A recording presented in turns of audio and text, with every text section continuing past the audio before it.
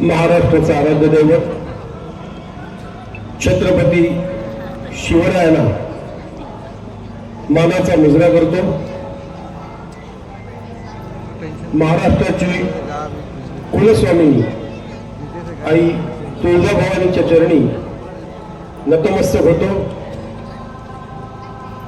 हिंदू हृदय सम्राट शिवसेना प्रमुख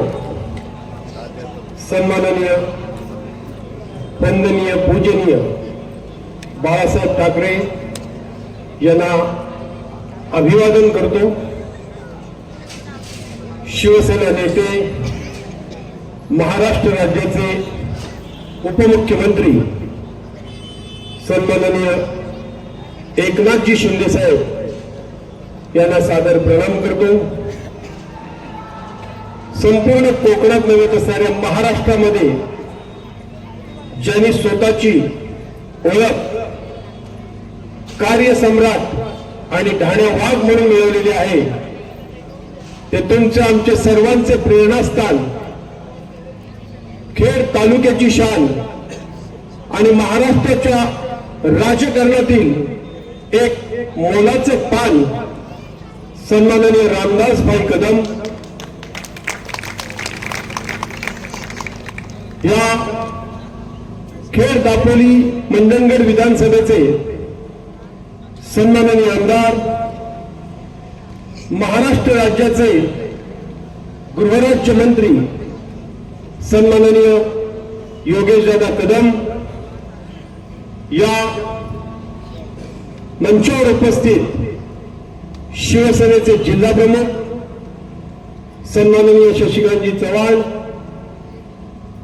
या मंचावर खास करून आपल्या युतीचे म्हणजे भाजपाचे नेते खेडचे माजी नगराध्यक्ष सन्माननीय वैभवजी खेडेकर, विधानसभेचे या मतदारसंघाचे क्षेत्रप्रमुख सन्माननीय किशोरजी देसाई, रत्नागिरी जिल्हा परिषद बांधकाम समितीचे माजी सभापती, खेड पंचायत समितीचे माजी सभापती, आपलं सर्वांचं लाडकं नेतृत्व सन्माननीय अण्णासाहेब कदम, खेड शिवसेना तालुका प्रमुख सन्माननीय सचिनजी धारवे, आपल्या कार्यकुशलतेने अल्पावधीतच रत्नागिरीमधील आपल्या या खेड दापोली आणि मंडणगड विधानसभा मतदारसंघामध्ये प्रत्येक घराघरामध्ये ज्यांचं नाव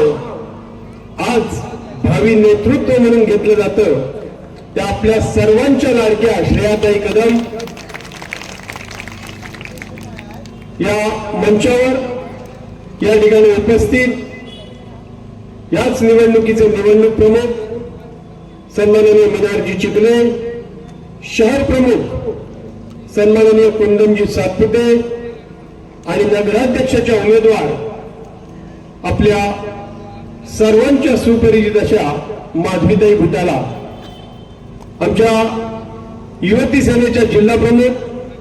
सिद्धिताई शिंदे, युवक सेनेचे जिल्हा प्रमुख दर्शनजी महाजन, सर्व व्यासपीठावर बसलेले सन्माननीय आणि 2025च्या खेड नगर परिषदेच्या निवडणुकीसाठी उमेदवार म्हणून उभे असलेले आणि आपला आशीर्वाद घेण्यासाठी या ठिकाणी आलेले सर्व आमचे उमेदवार, खरोखरच खेड नगर परिषद 2025ची निवडणूक लागली आणि आपल्या सर्व महाराष्ट्रामध्ये जशी आपल्या युतीची सत्ता आहे तशी युतीची सत्ता ही खेड नगरपालिकेमध्ये येईल की नाही हा प्रश्न आपल्याला नव्हे तर साऱ्या जिल्ह्याला पडला होता। परंतु ही युती झाली तर खऱ्या अर्थाने खेड नगर परिषदेमध्ये विकासाची महागंगा सन्माननीय योगेश दादांच्या माध्यमातून निश्चित येईल अशी खात्री आमच्या बरोबर सर्व सुज्ञ मतदारांना देखील होती आणि म्हणूनच भाजप नेते या निवडणुकीचे भाजप संयोजक सन्माननीय वैभवजी खेडेकर यांनी आणि दादानी एक निर्णय घेतला की खेडचा जर विकास करायचा असेल आणि या विकासाला कुठेही खेळ न बसता विरोध न होता हा विकास चांगल्या पद्धतीने करायचा असेल तर आपल्याला एकत्र यावंच लागेल आणि आज या युतीच्या माध्यमातून आपण ही निवडणूक लढीत आहोत. आपले संजयराव कदम जे माजी आमदार होते ते देखील आज आपल्या सोबत आहेत, आपल्या पक्षात आहेत, आपल्या पक्षाचे नेते आहेत. आज संजय कदम असतील, वैभवजी खेडेकर असतील, हे सर्व मंडळींनी एक निर्णय घेतला आणि शिवसेनेच्या या प्रवाहामध्ये साथ देण्याची, दादांना साथ देण्याची, भाईंना साथ देण्याची एक निर्णय घेतला आणि तो खरोखरच एक अत्यंत चांगला निर्णय आपल्या खेडवासियांना या निवडणुकीच्या माध्यमातून पाहायला मिळाला. खेड नगर परिषदेच्या माध्यमातून हे सर्व उमेदवार निवडून जातील आणि मग लोकांना प्रश्न पडला असेल की हे निवडून गेल्यावर त्या ठिकाणी काय करतील. माझी या ठिकाणी असलेल्या सर्व मतदार बंधू भगिनींना विनंती आहे की महाराष्ट्र राज्यामध्ये युतीचं सरकार आहे, केंद्रामध्ये देखील आपलं युतीचं सरकार आहे आणि मग खेडच्या विकासाला योगेश दादांच्या माध्यमातून नगर विकास मंत्री सन्माननीय एकनाथजी शिंदे यांच्या मार्गदर्शनाने लागेल तेवढा निधी हा खेड नगर परिषदेला आपण उपलब्ध करून देऊ अशी ग्वाही योगेश दादांनी तमाम खेडवासियांना दिलेली आहे. आणि मग तो निधी प्राप्त झाल्यानंतर जी काही खेडची विकास कामं आपल्याला करायची, जी काही विकास कामं चालू आहेत त्या विकास कामाला खऱ्या अर्थाने दिशा देण्याचं काम जर करायचं असेल तर आपल्याला हे सर्व 20च्या 20 नगरसेवक आणि नगराध्यक्ष हे निवडून द्यावेच लागतील आणि हे देणं आपल्याला खूप गरजेचं आहे. आणि तशी माझी कळकळीची विनंती देखील आहे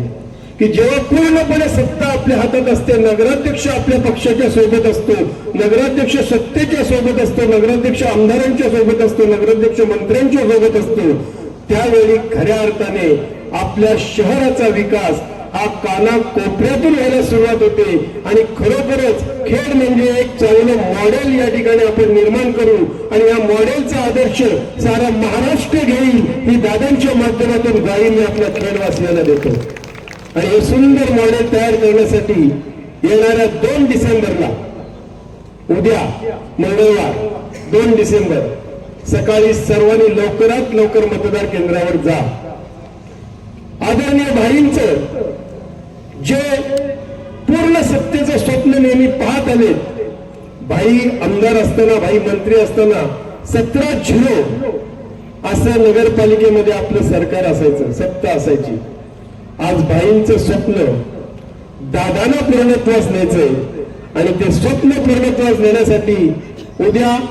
सगळ्यांनी आपल्या धनुष्यबाण आणि 3 प्रभागामध्ये असलेल्या कमळ या निशाणीवर, निशाणी समोरील बटन दाबा